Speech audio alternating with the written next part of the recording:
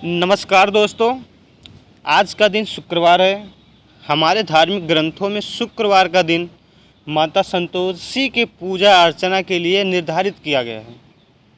अत्यंत ही सरल और आसानी से प्रसन्न होने वाली संतोषी माता का व्रत पूरी तरह से गृहस्थी को धन, धान्य, पुत्र, अन्न, वस्त्र से परिपूर्ण रखता है।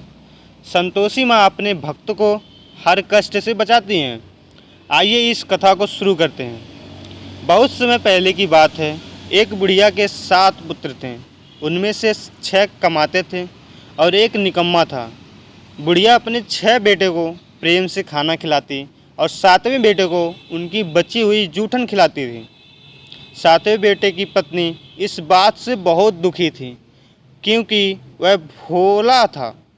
वह किसी भी बातों पर ध्यान नहीं देता था। एक दिन बहू ने जूठा खिलाने की बात अपने पति से कही।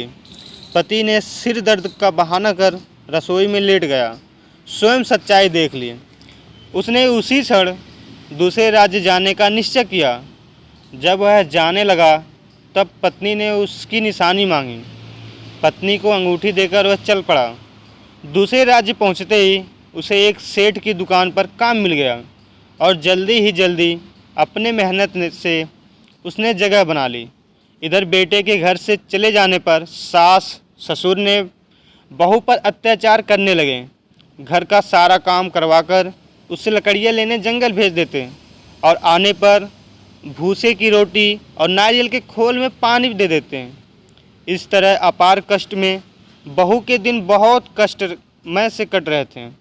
एक दिन लकड़ियाँ लाते समय उसने रास्ते में कुछ महिलाओं को संतोषी माता की पूजा करते देखा और उसने पूजा विधि पूछी। उसने सुने अनुसार बहू ने कुछ लकड़ियां बेच दी और उस पैसे से गुड़ चना लेकर संतोषी माता के मंदिर में जाकर संकल्प लिया। 2 शुक्रवार बीतते ही उसके पति का पता और पैसे दोनों आ गए। बहू ने मंदिर जाकर माता से विनती की उसके पति को वापस ला दे, उसको वरदान देकर और बेटे को स्वप्न में दर्शन दिए और बहू की दुख सुनाया। इसके साथ ही उसका काम पूरा कराया और घर जाने का संकल्प कराया। माता के आशीर्वाद से दूसरे दिन बेटे का सब लेन देन का काम काज निपट गया और बेटे ने कपड़ा गहना लेकर घर चल पड़ा। वहाँ बहू रोज़ लकड़ियाँ बीन कर माता के मंदिर में दर्शन कर अपने सुख दुख कहा करती थी। एक दिन माता ने उसे ज्ञान दिया कि आज तेरा पति आने वाला है। तू नदी के किनारे थोड़ी लकड़ियाँ रख दे और देर से घर जा। बाहर से आवाज़ लगाना, सासू माँ लकड़ियाँ ले लो और सूखी भूसी की रोटी और सूखे नारियल में पानी दो। बहू ने ऐसा ही किया। बहू द्वारा रखी लकड़ियाँ देखकर उसे भूख लगा और वह रोटी बनाकर खाकर घर चल पड़ा। घर पर माँ द्वारा भोजन पूछने पर उसने मना कर दिया और अपने पत्नी के बारे में पूछा। तभी बहू बाहर आकर आवाज़ लगाई, भूसे की रोटी और नारियल के खोल में पानी दे मांगने लगी। बेटे के सामने सास झूठ बोलने लगी, आज तुझे देखकर नाटक कर रही बहू। यह सारा दृश्य देखकर बेटा अपने दूसरे घर में ठाठ से रहने लगा। शुक्रवार आने पर पत्नी ने उद्यापन की इच्छा जताई। पति की आज्ञा पाकर अपने जेठ के लड़के और लड़कियों को निमंत्रित दे आई। जेठानी को पता था कि शुक्रवार की व्रत में खट्टा खाना मना है। उसने अपने बच्चों को सिखाया और भेज दिया, खाने के बाद खटाई ज़रूर मांगना। बच्चों ने भर पेट खीर खाई और फिर खटाई की रट लगाकर बैठ गए। ना देने पर चाची से रुपए मांगे और इमली खरीद कर खा लिए। इससे संतोषी माता नाराज़ हो गई और बहू की पति को राजा के सैनिक पकड़ कर ले गए।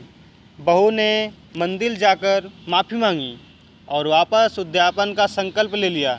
इसके साथ ही उसका पति राजा के हाथ से छूट गया और घर वापस आ गया। अगले शुक्रवार को बहू ने ब्राह्मण के बच्चों को भोजन के लिए बुलाया और दक्षिणा में पैसा ना देकर एक एक फल दिया। इससे संतोषी माता बहुत प्रसन्न हुई और जल्दी से बहू को एक सुंदर सा पुत्र की प्राप्ति हुई। बहू को देखकर पूरे परिवार ने संतोषी माता का विधिवत पूजा करने लगे और अपार सुख प्राप्त करने लगे। अतः माँ संतोषी से मैं हाथ जोड़ के ही विनती करूँगा, हे माँ संतोषी, जिस तरह से आपने उस बहू और बुढ़िया के बच्चे की आपने केयर किया, देखभाल किया, सुख संपत्ति दी, उसी प्रकार से आप अपने भक्तों पर आशीर्वाद और कृपा बनाए रखना। जय संतोषी माता।